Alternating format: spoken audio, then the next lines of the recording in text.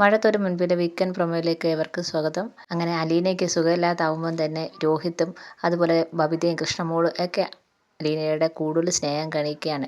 അലീന ചെയ്യേണ്ട പല ജോലികളും രോഹിത്താണ് ചെയ്യുന്നത്. മിറ്റം തൂക്കുന്ന ഉൾപ്പെടെ ആ ജോലികളെല്ലാം രോഹിത്ത് ചെയ്യുന്നുണ്ട്. രോഹിത്തിൻ്റെ മാറ്റം കണ്ട് ബാലചന്ദ്രനും ബബിതയും അതുപോലെ എല്ലാവരും ഞെട്ടുന്നുണ്ട്. ബബിത കോളേജിൽ പോയിട്ട് വരുമ്പം കാണുന്ന കാഴ്ച കണ്ട് ഞെട്ടിയാണ്. രോഹിത്താണെങ്കിൽ മിറ്റമൊക്കെ തൂക്കുന്നത് കണ്ട് ബബിത ആകപ്പാടെ ഞെട്ടുന്നുണ്ട്. അതിനുശേഷം ബബിതയാണെങ്കിലും അലീനയെ നന്നായിട്ട് നോക്കുന്നുണ്ട്. അലീനയ്ക്ക് വേണ്ടുന്ന കെയറിങ് ഒക്കെ കൊടുക്കുന്നുണ്ട്. ആഹാരം വാരി കൊടുക്കുകയും എല്ലാ കാര്യങ്ങളും ബബിതയും ചെയ്തു കൊടുക്കുന്നുണ്ട്.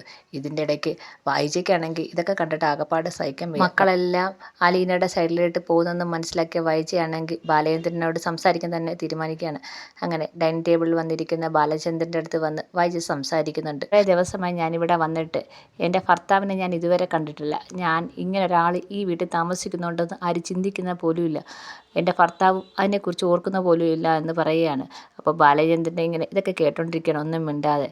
ഇനിയെങ്കിലും ബാലചന്ദ്രനെ എൻ്റെ ഭർത്താവായിട്ട് എന്നെ ഭാര്യയായിട്ട് അംഗീകരിച്ച് ജീവിക്കാൻ താല്പര്യം ഉണ്ടോ എന്ന് ചോദിക്കുകയാണ്. അവളെ ആ അലീനെ ഇവിടുന്ന് പറഞ്ഞു വിട്ടാൽ മതി എന്ന് പറയാണ്. അപ്പോൾ ബാലചന്ദ്രൻ പറയുകയാണ്, നിന്നെ എൻ്റെ ഭാര്യയായിട്ട് ഇനി കാണാൻ അലീനെ ഈ വീട്ടിൽ നിന്ന് പറഞ്ഞു വിട്ടിട്ട് നിന്നെ എൻ്റെ ഭാര്യയായിട്ട് കണ്ടിട്ട് നിന്നായിട്ട് സുഖമായിട്ട് ജീവിക്കാനോ?